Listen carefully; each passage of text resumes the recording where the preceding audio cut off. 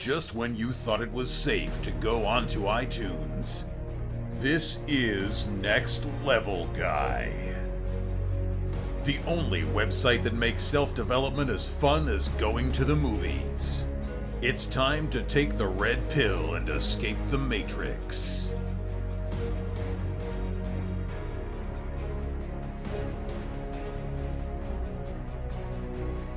What's happening, guys? It's time for another episode of the Next Level Guy Show podcast with your favourite tutor, Ian Dawson Mackay. Next Level Guy is the go-to men's interview, interest and improvement website where I quiz the experts to find out the hacks, tips, methods and protocols that you can implement in your own life to take it to the next level and live happier, healthier, wealthier, sexier and so much more.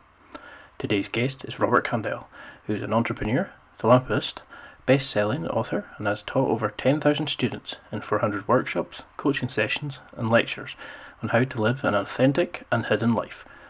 He's the host of the highly successful podcast Tough Love and author of the recent Amazon #1 bestseller Unhidden, a book for men and those confused by them. Robert is an accomplished teacher, coach and lecturer, an expert in interpersonal communication and relationships. He's helped thousands of students find a more balanced, energized life with better relationships, more sex and much more happiness. His coaching style is challenging, highly rewarding, and definitely not for the faint-hearted. He's been described as part football coach, part loving dad, and part slightly crazed drill sergeant. In this interview, we discuss issues such as anger, becoming vulnerable enough to be open to change, effective use of communication, and how to remove the mask we hide behind and become the person we truly desire to be. And now, let's get to the interview. Massive thank you for doing this. You know, I know we've been trying to get this going for a while, but Sure. if somebody who doesn't know who you are, and Yes. and you had to give them a kind of 30-second overview of who you are and why I'm so excited to get you on the podcast, what would you say? How would you outline your job? Because you do have a cracking job. I have a blessed life. My main thing I do is I solve problems. I'm looking for that branding, and we've gone through a lot of them, but really comes down, I can solve problems from the financial CFO role to the life coach, finding your own impersonal power role, to gender dynamics, relationship, intimacy, sexuality.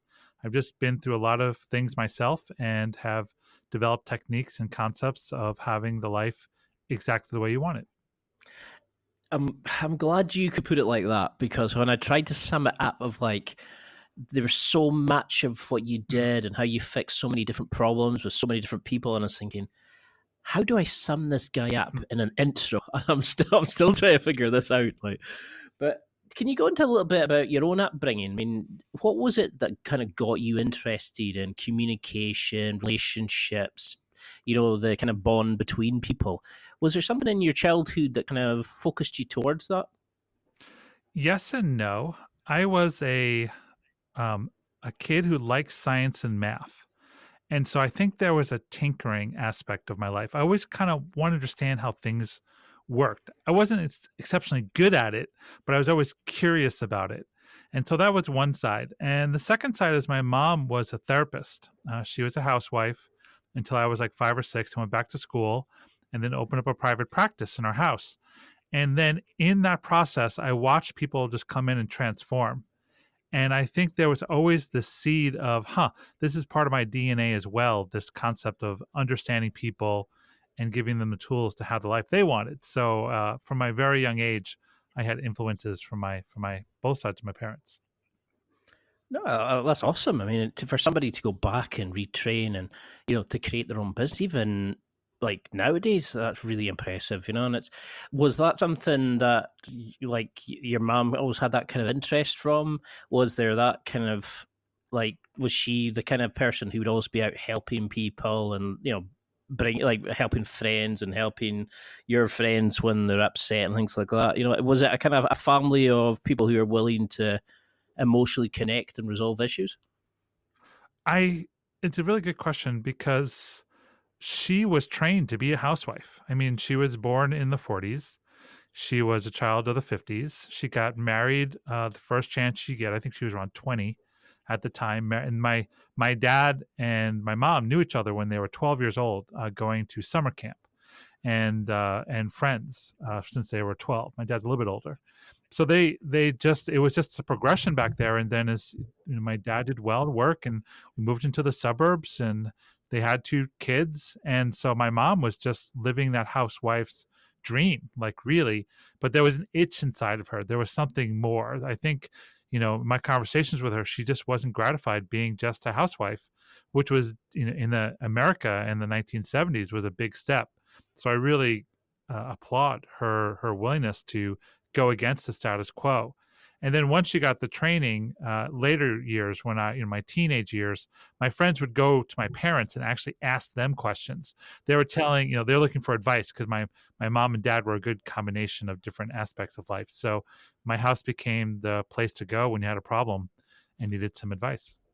I mean, that's awesome, especially somebody when you're like your kind of pivotal role model is somebody who wants to go against the status quo, and they really want to kind of get something better for themselves. They're not willing to just accept what society tells you.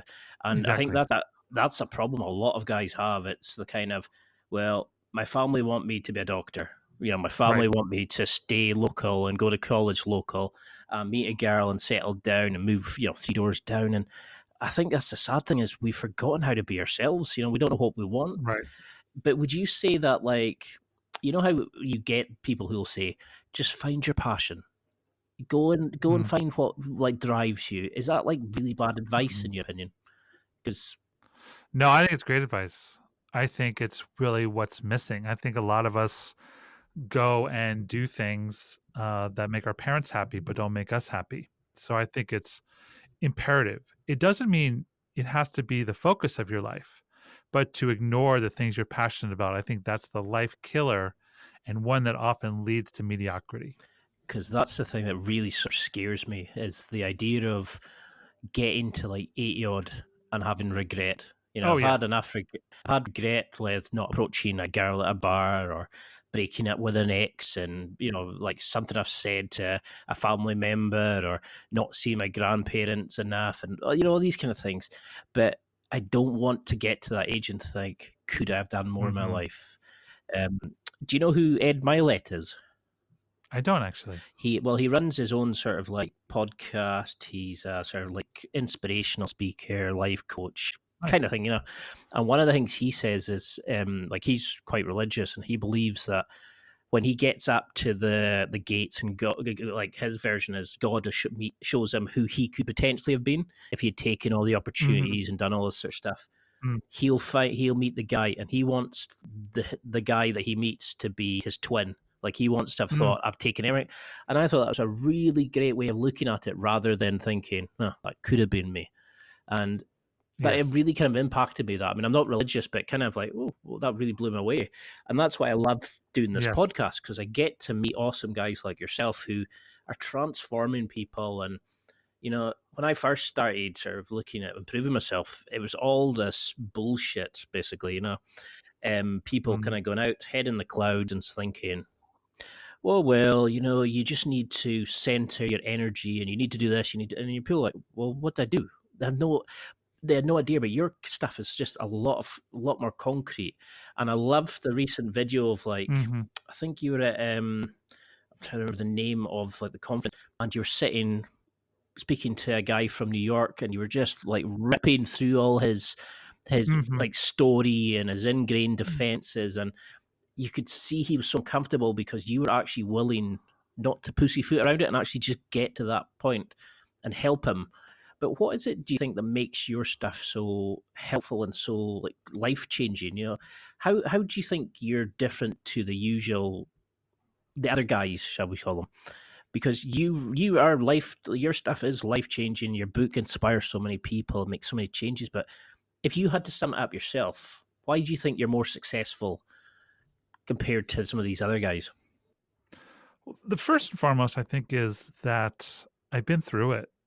It's so much easier to trust someone, to believe in someone who's Mhm. actually gone through the wars. And I don't exaggerate my skill, but I think that's really important. I think there's a lot of coaches out there and writers who are trying to look good, and you can tell when a teacher is kind of putting on a false front. And so actually what I do is I turn the volume down. I actually don't broadcast as loud as I could, because I do want to find the right people to show up at the right time. So I think, first of all, I've been through the wars, I've done it. The second is my practice is based on what's called approval. And so we live in an approval deficit world, especially men. We are deficit in receiving approval, and we crave it so deeply. And so in my practice, I approve of the person 100%. And even if they're doing something dumb, I still approve of them doing something done. It's like when you have a computer with a virus, you don't throw away the computer, you just eradicate the virus. So I'm like, you just said your goal is this, and you said you wanted to do that. That doesn't make any sense to me.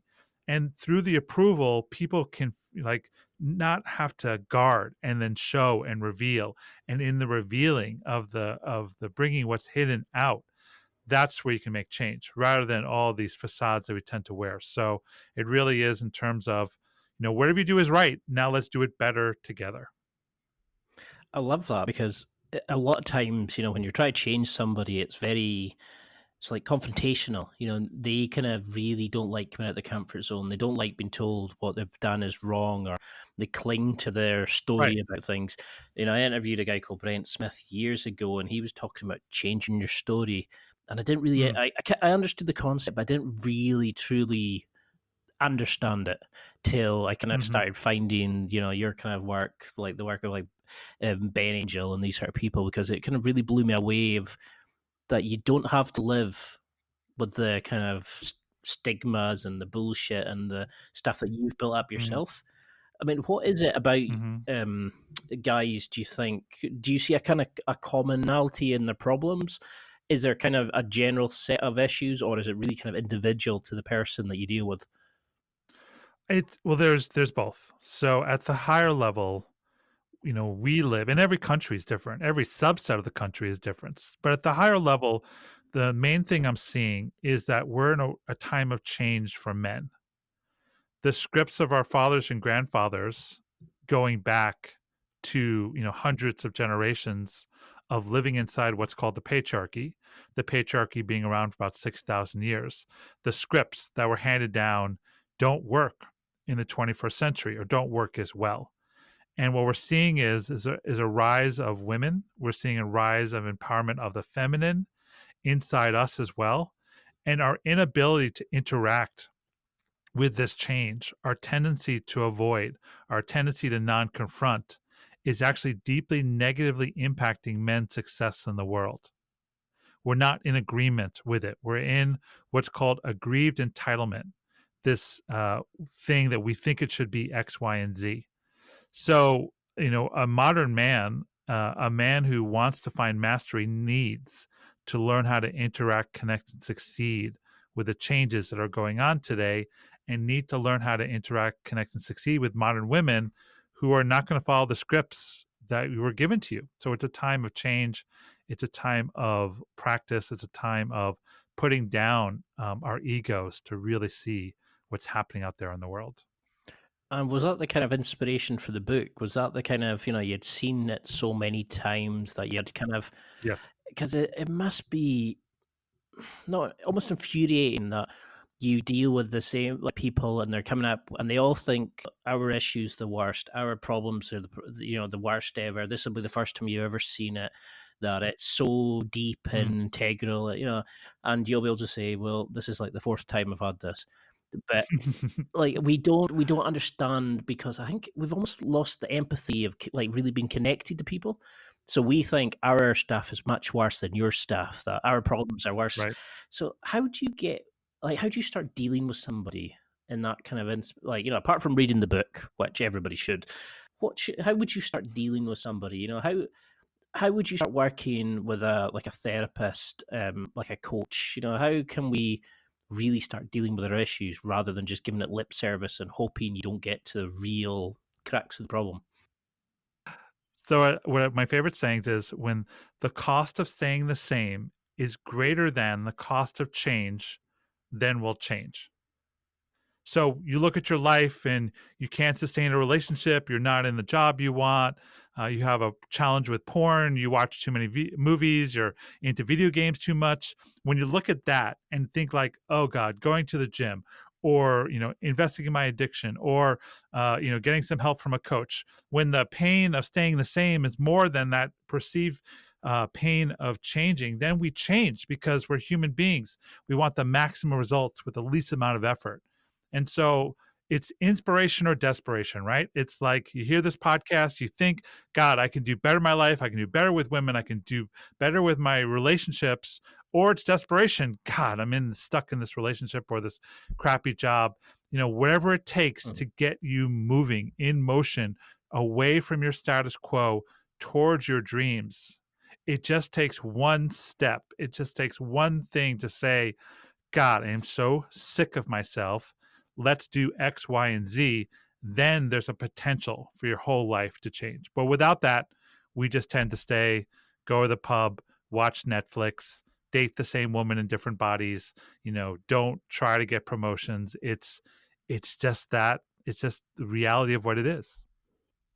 So is that why you think there's such a sort of adverseness to like change, that we're not ready for it? Is that why people self-sabotage and fight tooth and nail to keep hold of that identity? Is because they're not ready yet, that it's easier to stay in that comfort zone, that there's not enough pain yet to to make Yeah. them change? Yeah. Or they're lazy. There's a lot of permission to be lazy in society. And just to be really clear, like if you're happy in your status quo, God bless you. Like keep going, keep on going on. Like if you're happy, but if there's some part of your life that you're not absolutely 100% thrilled in, then the only one stopping you from improving that is you. It's not your mom, it's not your dad, it's not your boss, it's not your wife. It's you. It's your lack of willingness to get slightly uncomfortable or significantly uncomfortable to make the changes you want. And it just comes down to, again, to a choice. Okay, I'm tired of this extra 20 pounds. Time to change my diet, time to hit the gym, et cetera, et cetera. But that only can happen inside your soul. And no matter what anyone else says to you, it's always your decision to make these changes in your life.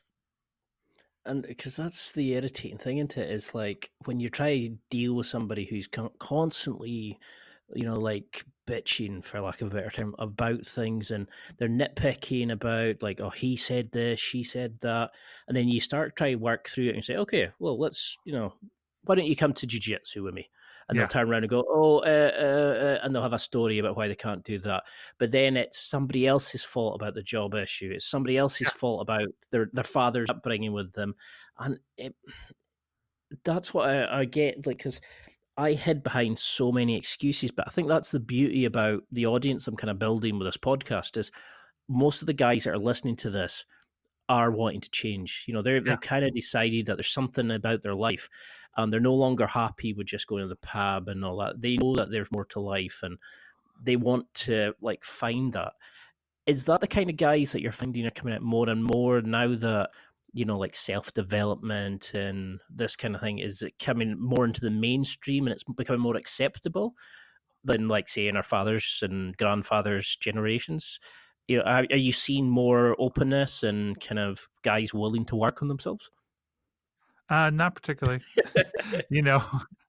to be honest. And so I think what we see is, the bell curve. And on one side of the bell curve, there are guys who'll never change no matter what. They're still living in the 1950s, their viewpoints. And then you have the center of the bell curve, which I think is the majority of society. And those are men who are, somewhat intrigued, but not doing any work, to totally clueless. And then on the other end of the bell curve are guys that listen to this podcast and guys that I meet and guys who are like, this isn't working, or life didn't end up the way I wanted it. And so I think what we need to keep doing is keep just adding to that subsection of men, that rather small percentage, to say, okay, guys, be the 100th monkey. It's like there's a game theory that it takes 100 monkeys to make a change. Like, be the 100th monkey in your group of friends. Like, God, we're spending every weekend in the pub having the same drinks, having the same conversations. Isn't there something else we could do?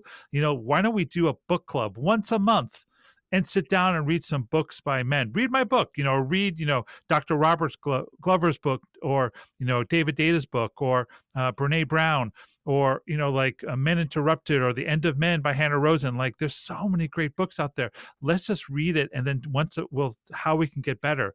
Okay, like why don't we go take a hike, or why don't we go to the gym? It just takes that urgency of this isn't gratifying anymore.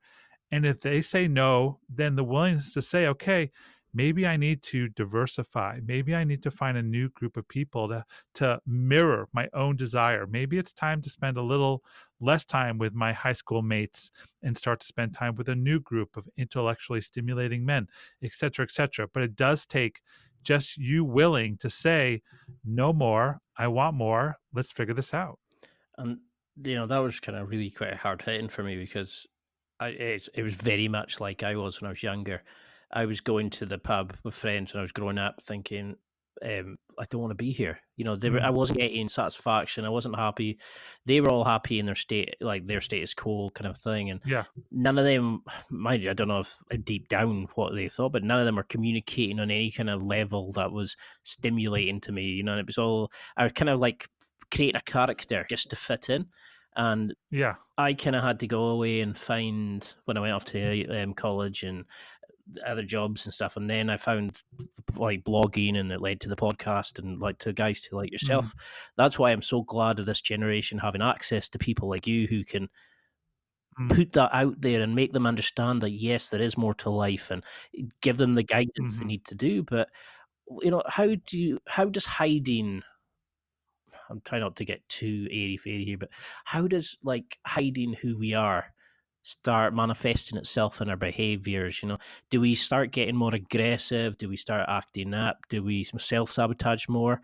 What's the kind of like red flags you notice when people aren't being true to who they truly are? That's an interesting question. I think it's kind of individualized. I think repressed anger. I don't know if you've read No More Mr. Nice Guy by Dr. Robert Glover.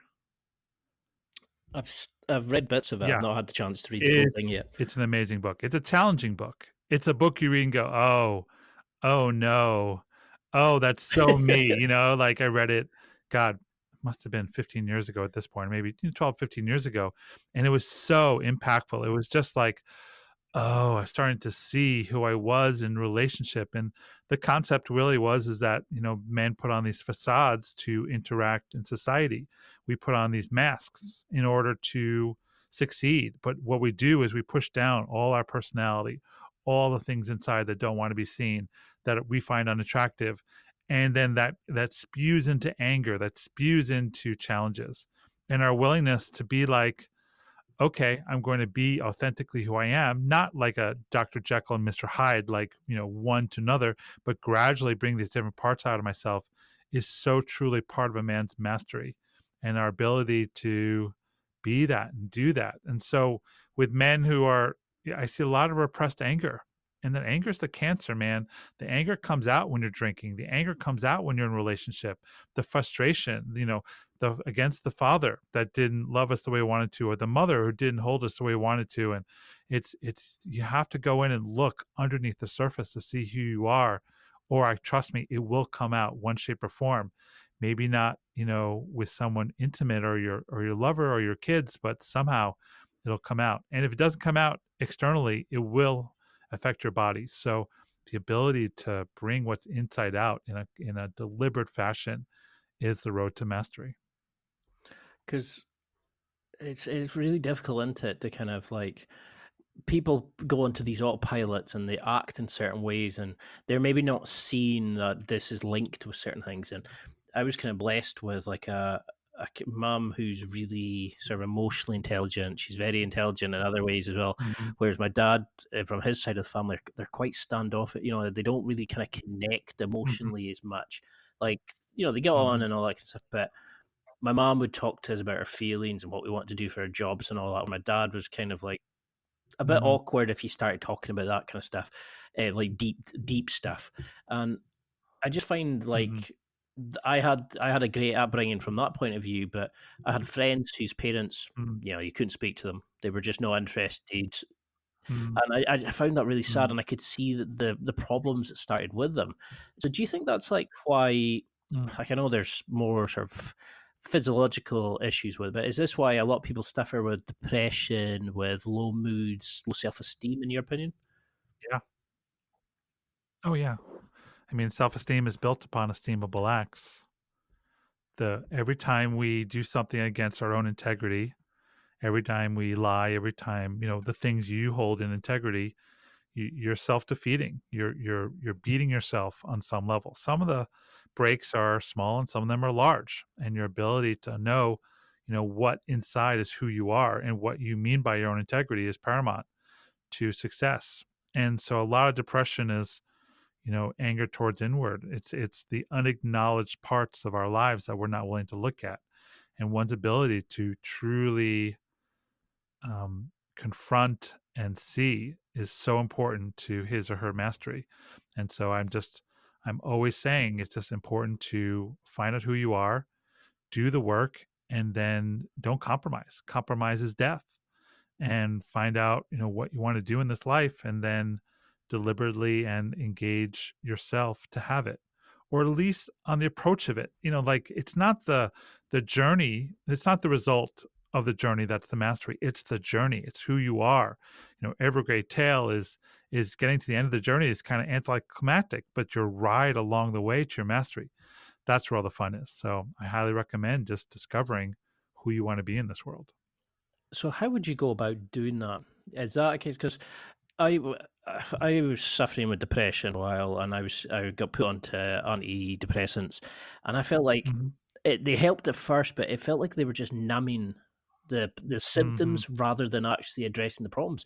And since I started Brazilian Jiu Jitsu, and you get to that Mm, point of you're doing something physical, you're meeting yeah, friends, you're choking each other out, and all that kind of stuff, yeah, but it's almost primal and it's physical and it's that you're dealing with like you're a sport at its most basic kind of thing is.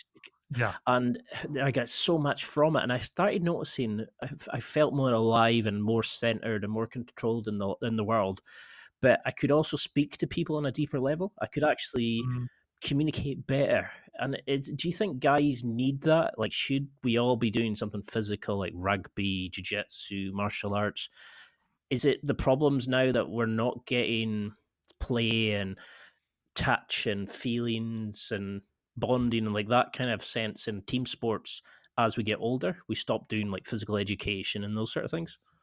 I know I do. Like, I had a back injury for the last month. I was I was working with a physical trainer, and something happened and my back went out. And so I've been without physical fitness, without my exercise for a month, and I could feel my self-esteem starting to drop. And then I started doing something called intermittent fasting, Okay. which I highly recommend. What that is basically you eat 8 hours a day. I do from 11:30 in the morning till 7:30 at night, and then you fast the other 16 hours, which actually gets a lot easier as time goes on. And so I was instead of able to exercise, I intermittent fasted, and I felt it kind of replaced it. Then I was ready to work out, and I've done yoga 2 times this week, and it's felt great. So for me, if I don't take care of my weight as an ex-fat kid, it's deadly. It's like it is the kryptonite to my mastery, right? And I just know that about myself. And so every man has to find his own way to build his self-esteem. For some, it'll be, jiu-jitsu. For other people, it'll be yoga. Other people, it might be something softer, like a walking practice or a running practice. It's not one sit fits all. But here's the thing: if you're not willing to look at yourself to figure this piece out, if you keep it in your subconscious, which I like to call the shadow, if you keep in the shadow, then it runs you. It's sort of like every time you reach for a beer and that part of your non-confronted part says, God, this isn't really going towards our goals. You're gaining another 5 pounds, et cetera, et cetera. And then you ignore it. That's the death of you. So it's not doing one particular thing except listening to the deep knowing inside of you of who you want to be in this world. And if you can't figure out what that piece is, and sometimes it's very challenging, then hire a coach, hire a therapist, join a men's group, find a 12-step group, worst comes to worst, go online and find like-minded people. The point is, don't sit in the isolation, running your ego, run the show. Be willing to go out of your comfort zone and confront what lies underneath. And how do you do that in addition to like hiring a coach? Are things like meditation, Sure. journaling, Yes. all these kind of things, are they really as effective as like some of these peak performers mention? Like, how do I know I'm utilizing them correctly? Is there a way of getting through that kind of chatter that we carry around with ourselves and actually getting deep into the deep questions, like what am I here for? What do I want from life and that sort of thing? How do we know we're not dealing with our ego, but actually deeper down, like into the subconscious? Well, I'll tell you two stories, and then I'll tell you a different answer.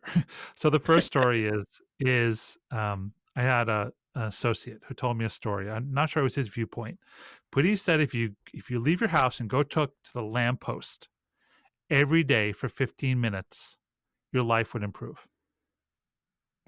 You went outside, you stood out in the rain or in the cold, and you talked to a lamppost every day for 15 minutes. Your life would feel lighter. Okay, that's number one. Number two is I'm reading a book by Michael Pollan, How to Change Your Mind. It's all about psychedelics and fun things like that. And in there was a reference to a study. And in the study, they put one group through psilocybin therapy, another one they just has a control group, and they found the same exact results. It's like, with the psilocybin, the magic mushroom, like a third got better, a third stayed the same, third went down. Without it, just because they were in the study putting attention on themselves, the same thing happened. A third got better, third stayed the same, and a third went down, right? So it's not so much the thing that you do, it's your willingness to look at it. Every time you look away from what's going on in your life, it then gains power. It increases in magnitude. So I'm kind of assassinating the coaching business here on some level. Like, I know on some level I could just tell a guy to go talk to a lamppost and he'll do better. Now, luckily, I have enough faith in myself that I offer approval, I offer reflection, I have stories, I have exercises, to add to a lamppost. But the point is that it doesn't require anything except your willingness to say, I want to do something different. Just putting your attention on the up level of your life will up level your life, and then find the practice that really works for you. Like, I'm not a big meditator. Like, it's just not my thing. I do think a lot when I'm in yoga class to avoid the pain of the hot yoga. I do, journal quite a bit. I'm a writer, so etc. Those are my practices. But go out there and experiment and see what works and what doesn't work. I love that. It's the way it's not so much what you do; it's just the action of doing something, of tackling that demon, of actually Yeah. opening yourself up. So because that is something I struggled with, Mm, was I use humor a lot. mm, I've been kind of called up on it by a friend before, where it was like, it's not so much like I would kind of use almost like to keep you at like a base like level of friendship. I never let you get too close. I was always the joker if I was in an environment and it was too quiet, or I felt mm, like I was in a conversation and I didn't know how to really respond. I would sometimes use humor as a way of like kind mhm, of just being part of the conversation, or be like being the joker in the room almost in a kind of sense. And I kind of kept looking at it and try to deal with it, of mm. like why I felt the need to make jokes. But like, say if that as an example of somebody coming to you, what would that show you like? Because I know it is a weakness in my personality, because of I was struggling, I wasn't being open and honest, I was kind of putting a wall up, the armor on. But what would you do in that kind of situation? How, what would you advise somebody to do to kind of be themselves in that situation rather than using humor as a defense mechanism? It's just awareness. So, I have a cycle, it's in the book, and I'll just go over it really quickly of how to improve your life on anything. So, the first step is to confront. And confront is just, like I said, turning your attention to become aware of what's going on. The second step is to investigate, to look at research, to find out anything you can around the topic.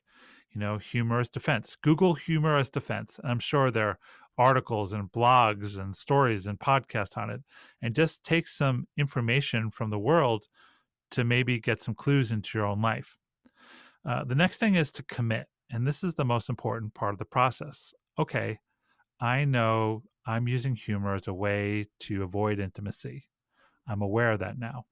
Now I'm going to commit to change. Maybe I'm just committing for 30 days. I'm just committing to every time I feel the need to use humor to avoid, I'm just going to make a hand signal, or I'm going to clap my hands, or I'm going to, squeeze my lips tight, just something. I'm going to commit to see what happens, build a practice around it, and then engage in the practice for that set time. It's always good to get someone to help you along, to accountability partner, someone who you can call, 3 attempts to use humor today, and whatever, and then the ability to modify the experiment as you go. And then when you're done with 30 days, debrief, celebrate, and see if you want to re-up it, see if it added to your life.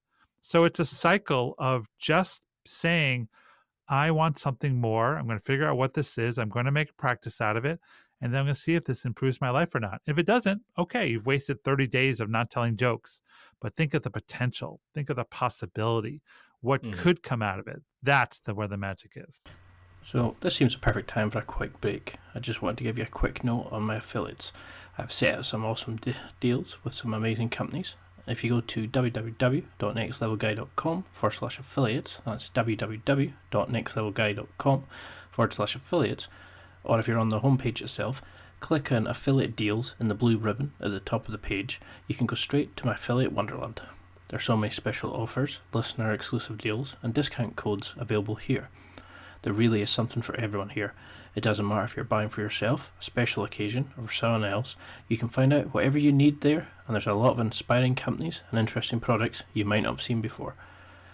I look at companies from Onnit, Amazon, MeUndies, Barbell Apparel, Dollar Shave Club, and there's companies there that help with dating, sporting equipment, tactical gear. There's stuff there from outdoor equipment, gadgets, and so much more. If you need it, it's there, and there's stuff there you'll want which you never knew you needed. Simply go to www.nextlevelguy.com/affiliates and enjoy. Please note, I do not receive any information on you or your purchases. All I receive is a small commission from the business as a thank you for sending you to shop with them. This doesn't affect the price you pay, but it helps me develop and expand the podcast, so I'm extremely thankful for you taking the time to spend your money via my links. You're helping me make this podcast better and better each week. I'm becoming a better person by doing it. You get the products, I get the commissions to help expand my site. Just click the graphic below and get on the details. If you're on the website post itself, click on affiliate deals in the blue ribbon if you're on the homepage, or go to www.nextlevelguy.com/affiliates. Now, let's get back to the interview. Enjoy. I really love that kind of approach. It's that kind of that way of dealing with something that some people probably aren't even aware that they're doing it. I found through jiu-jitsu, for example, it kind of opened me up to that kind of physical energy, and that I was a lot more open after it because I was kind of centered. I'd let down my guard. I kind of burnt off the bullshit shell that I was putting up. And I was actually finding that I could be open and honest with people.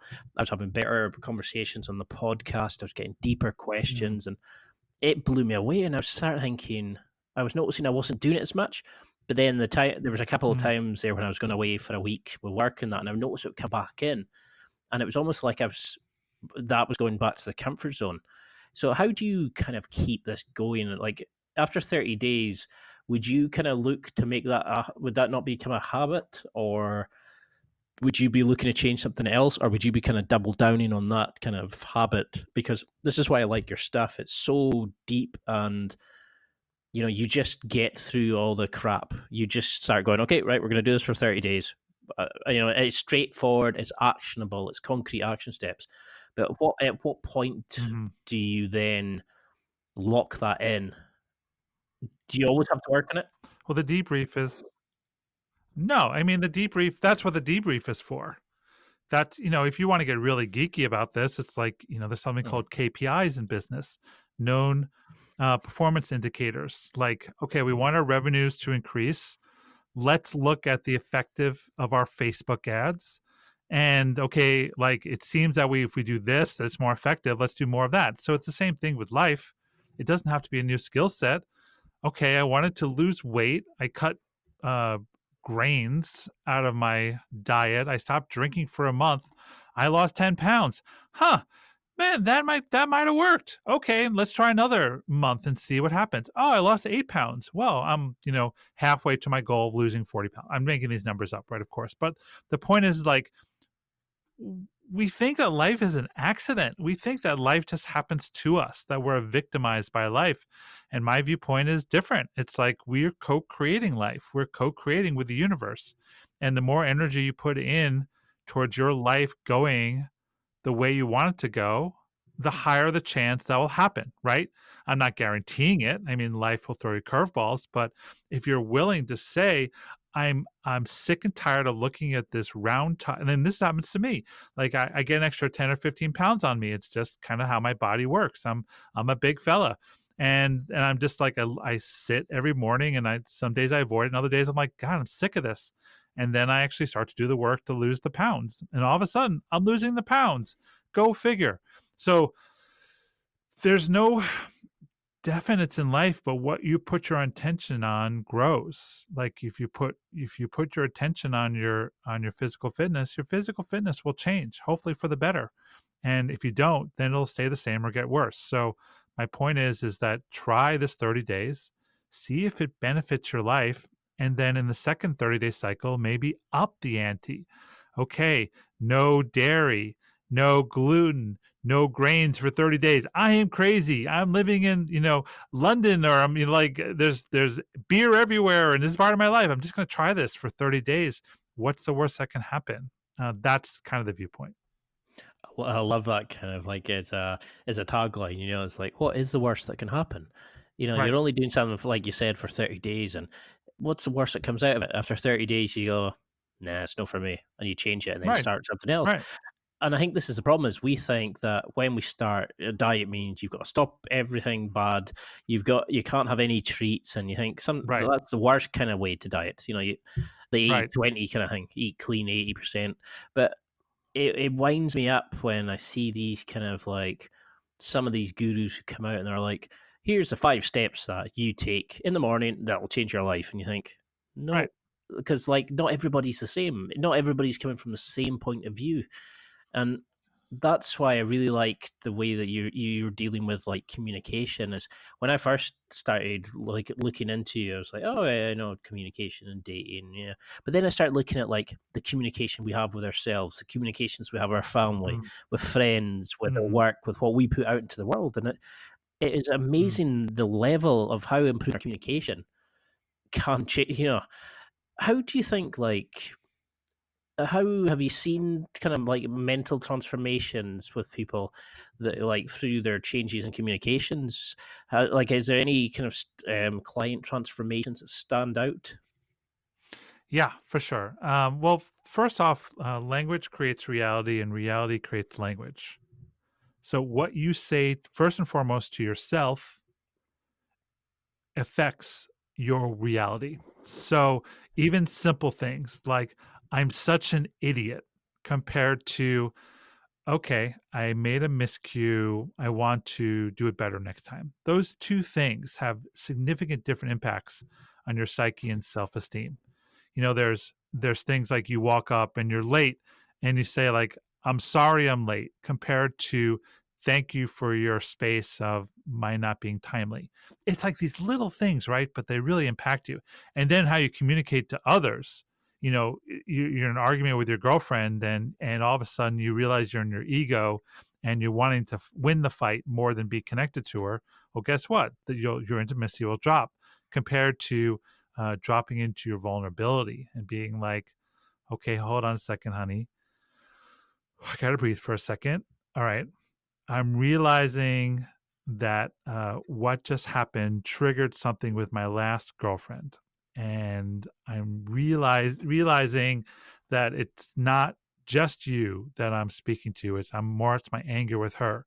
And then all of a sudden, your girlfriend hopefully will be like, okay, well, tell me more about that. I want to understand that.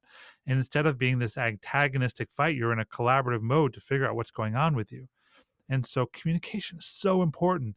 It is just like the key, the base of everything. And we're trained to be really bad communicators, right?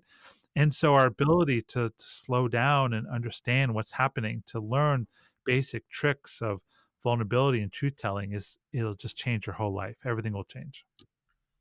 So how, in that situation, how do you avoid going on the autopilot? Like, if you're in a argument with a friend, with a loved one, like girlfriend, whoever it is, how do you stop that initial kind of, oh, well, you said this, or oh, you're fat in that dress, or how do you avoid these kind of silly responses that just come off the cuff? Like, how can we get into the point of actually stopping? Is it literally just tell people, take a breath before you answer?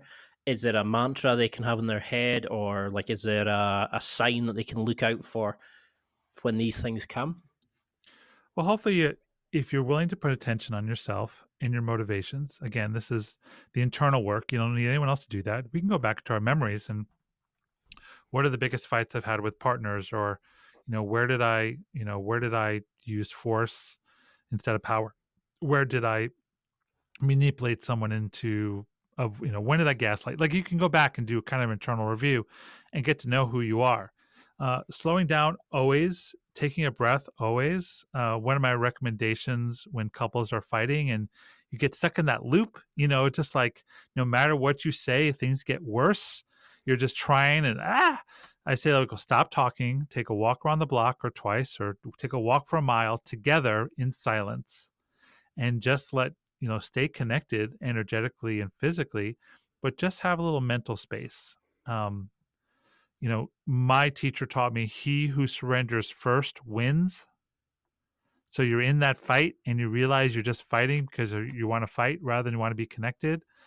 The ones say, okay, wait a minute, are we fighting about the right thing? Like using disruptive statements. So there's so many techniques you can take, but the first is a willingness to be like, I want something more than this habit, this back and forth that we keep having. And it's detrimental unless you start to work on it. I love that, like the idea of it's put it in the spotlight, shine the light on the thing that you want to work on, look back and kind of understand yourself, because it's what you mentioned earlier about like, has this happened with other girlfriends, that kind of, you're not seeing the patterns that we're developing. And I think there's a lot of people listening that's probably had like a major aha like I have, where you're probably thinking, oh, I'm fed up of like girls who are X, but you're thinking you're attracting them by your habit of doing, Mhm. or your kind of need for X because you never got Y from Z, and it kind of blows you away when you Mhm. really look at this sort of thing.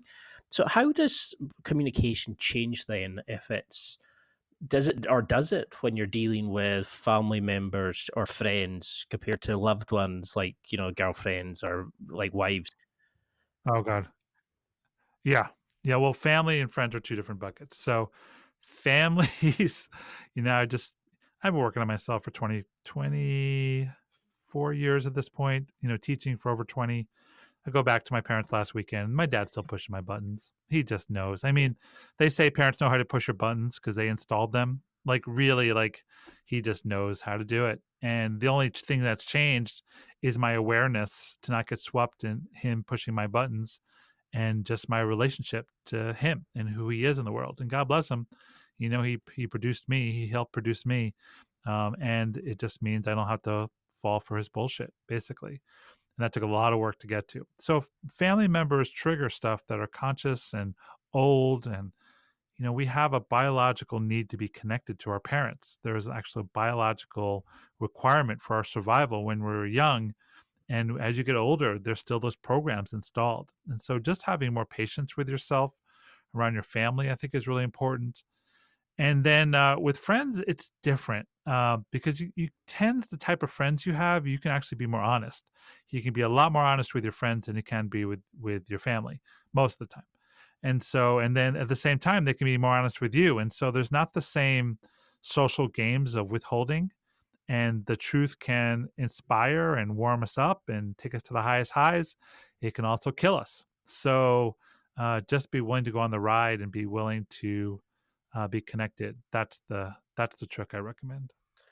So how do we start getting through that? You know, because guys are notorious for not wanting to hug each other because they're worried that it could give off a sign of like homosexuality. We Yeah. don't like girls grow up even now like they go to the toilet together, like if you're out on a night out, they go and like they're always hugging and kissing goodbye, and you know they've got that kind of strong touching and bond physically. Like why do guys lose that? You know, why have we built a society that it's not frowned upon, but it's kind of drilled out as kids that you don't kiss other men goodbye, you don't kiss on the lips, you don't hug each other. You know, you see more of the bro pat and all that kind of stuff now, but it's a kind of like a set control of like a few seconds. You don't see people kind of really opening up and really giving each other cuddles and stuff like that. What, like, why do you think that is? Is that kind of ruining our society? Do you think? Oh, completely. I mean, that is the basic core belief system. I mean, underneath it, men in the patriarchy have been acculturated to avoid anything feminine, Mm. right? Like, don't be a girl, don't be weak, don't cry, don't be a baby, right? So there's feminine. And homosexuality has been equated with all things feminine. So the second worst thing is for you to be homosexual, because on some level you're being controlled by your feminine side. And so anything, if you're a manly man disconnected from your feminine, then anything that comes towards you that's feminine, not in a female form, could inspire you to be connected inside your feminine, right? It's like a rule breaking. And our willingness to understand this division. To me, a man being connected and using his feminine is like a superpower. Like, imagine playing poker. The masculine side of us understands the cards, understands the rules, the logic, what cards to play. The feminine side is the instinctual, noticing little details, trusting your feelings. And so the marriage of the masculine and feminine is what makes the best card players.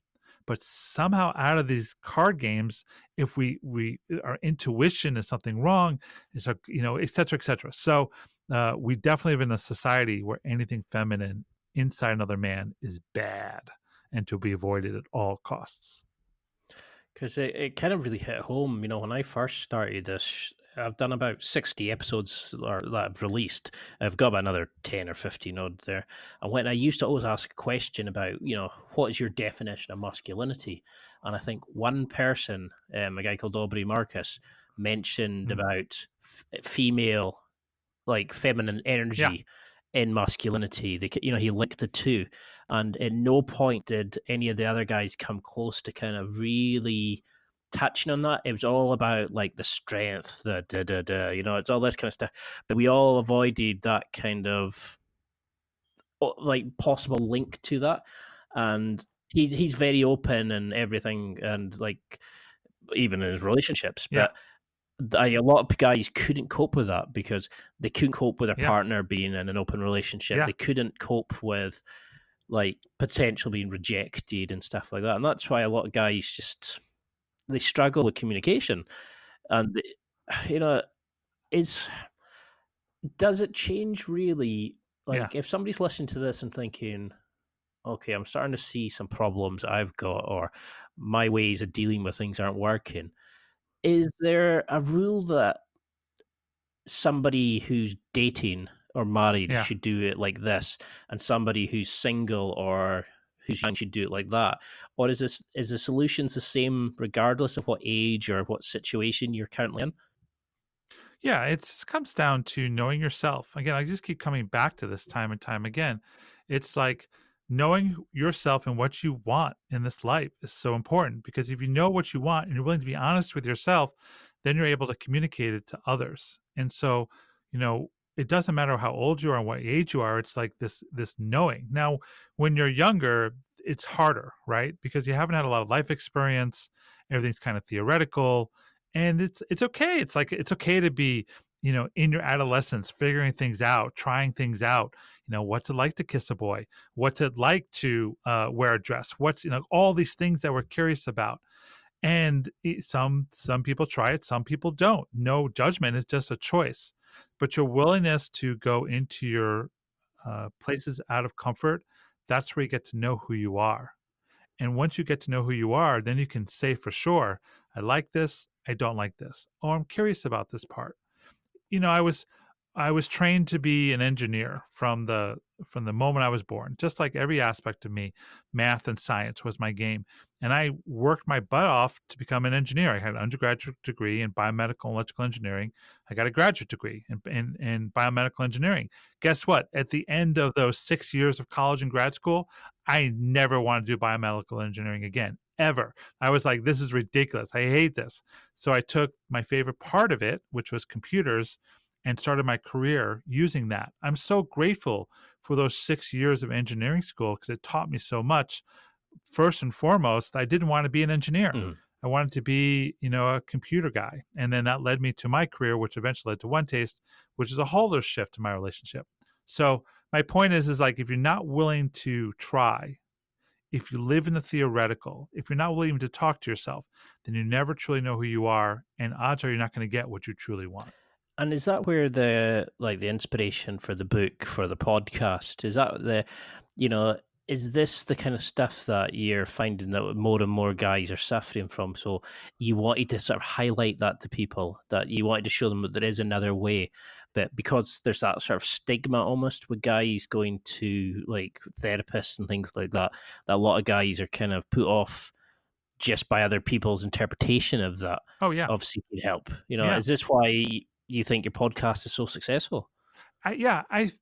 It comes down to, I think our greatest fear is that we're going to die alone under a bridge, right? I think we just have a fear that we're going to end up isolated with no money. And so we fear that our actions or our lack of actions are going to we avoid that fear rather than confront the fear and be willing just to say, all right, I'm going to find out the different edges. And again, I'm not saying you have to go from point A to point Z in one stroke. Go from point A to point B to C. Take your time, experiment, find out these little details.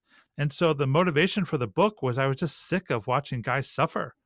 And guys are getting their ass kicked in the 21st century. There's a lot of statistics that are showing that the world is changing. Women are significantly changing, and guys are pretty much the same than they were 40 or 50 years ago. And so I just got sick of watching guys getting their ass kicked, not knowing why, and then giving up. And so the book is a call to action. It's a call for adventure in the, Joseph Campbell hero's journey kind of way. It's a like, okay, you're not happy with what you are. Here are some pragmatic techniques around communication and intimacy and knowing your purpose and interacting with women that you can use in real time just to up-level your life 1 degree. And then success begets more success.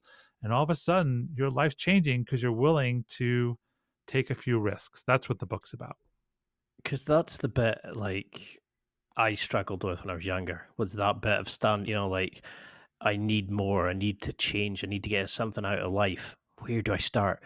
And that's why it's awesome now that we have podcasts like yours where we can sit and listen to this and we don't need to share it with anybody. We can buy your book and start working on it within. And it's terrifying that we even now, we're still, with all these kind of technological advances, with these abilities to be more open and society, like thankfully opening up a bit more about accepting certain kinds of relationships and all this kind of stuff. It's sad that we're still holding on to a lot of the BS that our grandpas and our fathers held on to, and it's scary. And I think that's an awesome mission that you've taken on there. And what was the kind of the I know because I've checked it, but what do you think of the response to the book? Because I couldn't really find anybody that was bad mouthing it. It just kind of, people were really talking about the pain that you'd helped fix, and we get people who go on about toxic masculinity and all this kind of stuff. But how do you think the book and the the podcast is helping people. Is there anything that you wish or regret that you'd put in the book? Is there something that you missed out now, or something from the podcast that's made you look back and think, I could have really expanded on that or included it in the book?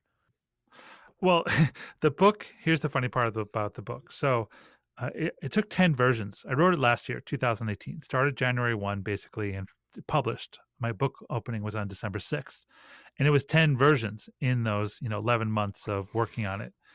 And it went from, at the max, it was about 84,000 words. And then I gave it to a bunch of readers, people I trusted, and they all said the same thing. They said the content's good, but it's a little hard to read. It's a little, it's a little hard to follow where you're going.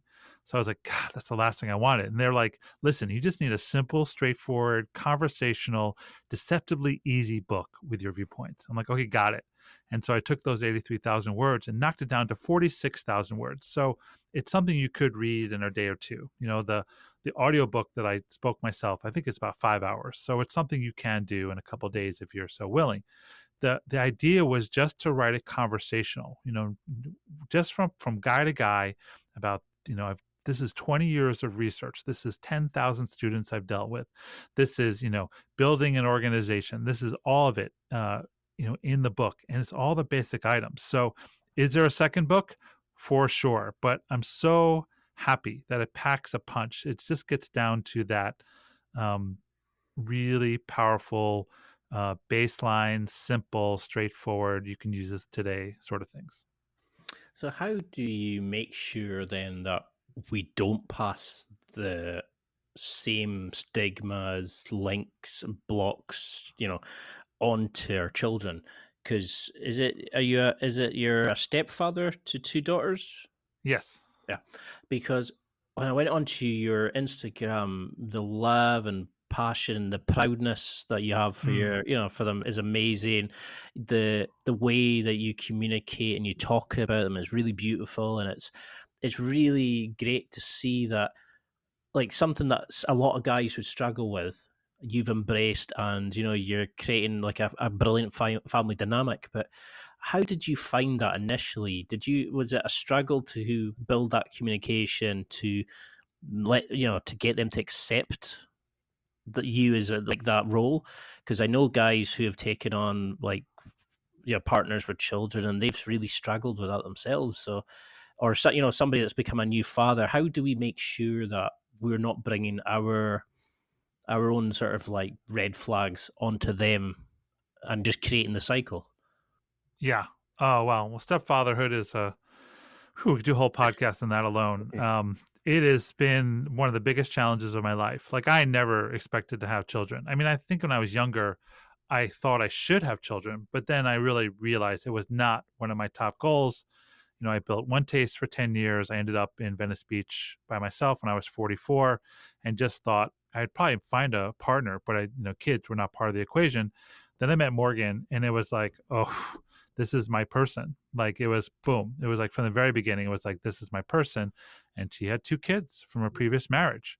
And it's funny, for someone who thinks and strategizes all the time, there was just a yes to the children. It was just a flat out, yes, this is who I'm going to be. And so here's the secret to being a good stepdad. The first secret I found was I was going to do this on their time, integrating through their lives, not my time. I was going to basically be available, have presence, and not push my agenda of what I thought I should be or they should interact with me. I was just going to be open to them coming to me in their own time. And the younger daughter and I bonded pretty quickly. It was like she was 4 when I met her, and it was pretty quick that we became buddies. The older daughter and I are just after 4 years starting to integrate, like 4 years of being in this dynamic, but just knowing it's truly on her time. So that's the first thing. The second thing is about not passing down your bullshit that you learned from your parents onto your kids. That is mastery. And I am so lucky to have in Morgan someone who is a researcher and a reader and an understander. I've learned to be a parent by watching her and her adjusting me on how she wants her kids raised. And some of it's been difficult. Like, that woman does not believe in discipline, which is maddening to me, because the things those kids say to her, if I said to my mom, smack on the head. Mhm. But really, like, it's just like, okay, I'm going to watch, I'm going to learn. And I can tell you, learning to be a good step parent by interacting with Morgan has made me a better coach, a better friend, a better son, a better person. So I'm so grateful for the experience of having her and these kids in my life. And how is having daughters, how has that sort of changed your views on the world, Because a lot of the guys I speak to talk about how, like, the media's got a male slant and it's set towards showcasing women in certain ways. We've Mm. got a society of, let's face it, idiots, like a genre of males Hmm. who see women as pieces of meat and stuff like that. How has it kind of shaped you differently or made you a coach? Has it changed the ways that you teach people or your views on certain things that you maybe coach differently now by having Oh men yeah. in your life? Oh yeah. Well, here's a little specific story. So Morgan has something called hand-in-hand parenting. And what this is a technique where you never say to the child, stop crying. There's no timeouts. There's no pushing down of tantrums. There's actually an invitation of the tantrum. So sometimes she'll sit with her kids for an hour while they're in a tantrum, and I'll just be amazed by her patience. And then what happens after usually 40 minutes of screaming about the cake she can't eat, all of a sudden the pain about the schoolyard friend who ditched her come out. And all of my Morgan's like a little narc, like getting in there and discovering what's really going on. It's so fascinating. And so watching her with her patience has definitely impacted my patience in coaching. Morgan taught me about validating first. Oh, wow, I really understand how that would make you feel. Oh, God, if she said that to me, I could totally understand why that hurts your feelings. Just taking that second to validate creates rapport and connection. So that's added to my repertoire. I mean, it just go on, but really it comes down to is that, we are adults, but we're often interacting with our childhood pain, our childhood wounds, and our ability to heal our own inner child and to offer space for adults to deal their inner child. That's where the transformation happens. So I'm here to help people, and if I don't slow down enough to really hear them, then I'm not going to be as effective. Yeah, because that blows me away to think, like, how many childhood wounds we're still carrying. And I mean, I got bullied when I was in primary school, and Mm, even now, I know it still affects me in the way I act. Even though I think I've dealt with it, I know deep yeah, down, it just, a lot of what I do can be probably summed back, and like the negative stuff can be summed to it, and probably some of the positive stuff has been led from never wanting to be in that situation again. So yeah, it's terrifying to think that we could put that onto our kids, and that's why I think it's great that your books are there, that your podcast is there, that guys listening can go and find these resources to make sure that we're helping kids. We're getting them to start off life on the right path, and we're not giving them the same kind of problems. Not that it's a bad thing, being able to tell them your story and things like that, but it's just heartbreaking to think, like, we're just passing on generation after generation of pain, yeah, and it's yeah, I see the point of this, like, the kind of, you're complaining about a cake, but in reality, you're letting out, it's a pain of, like, what happened at school, but you don't know how to deal with that, and yeah, trying to get them to yeah. open up and explain it and then be able to talk about it. It's a very interesting concept. I never really thought about that.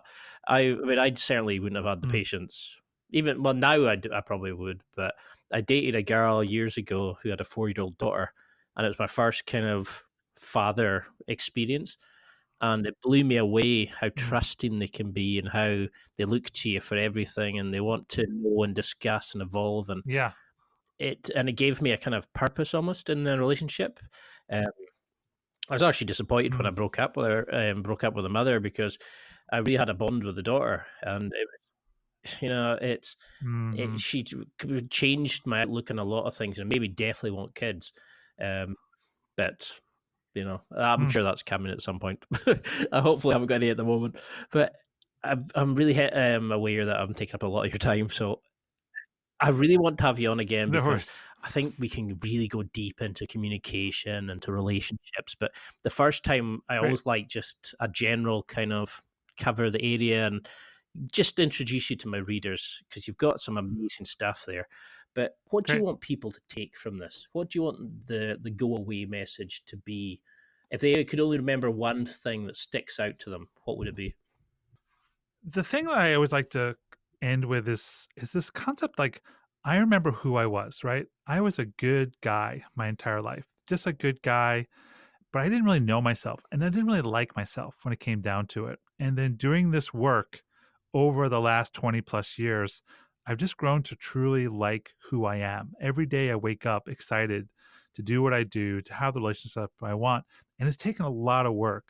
But my point is you, no matter what situation you're in, your life can get better.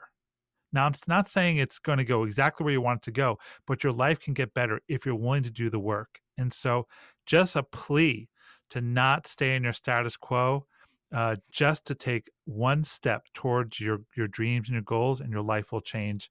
And then take another step, and it's really possible. And to buy a copy of your book.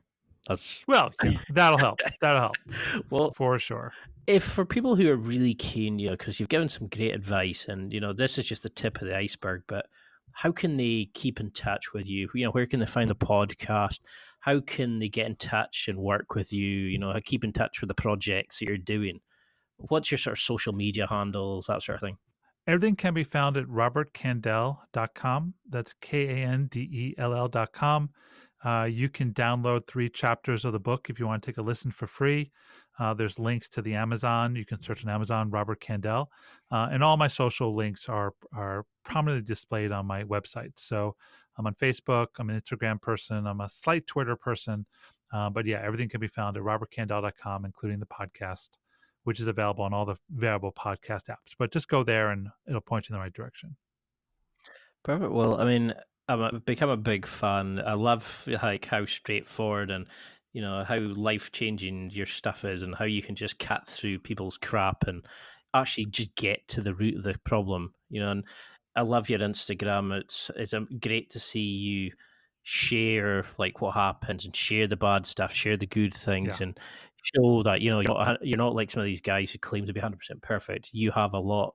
You're learning as you go. It's like you said in one of your posts about you never want to stop learning. You always want to keep evolving, changing, and I love that. And it's a great message for people to take. So the floor is open to you. Is there anything coming up that you want to promote? Is there anything that you want to mention?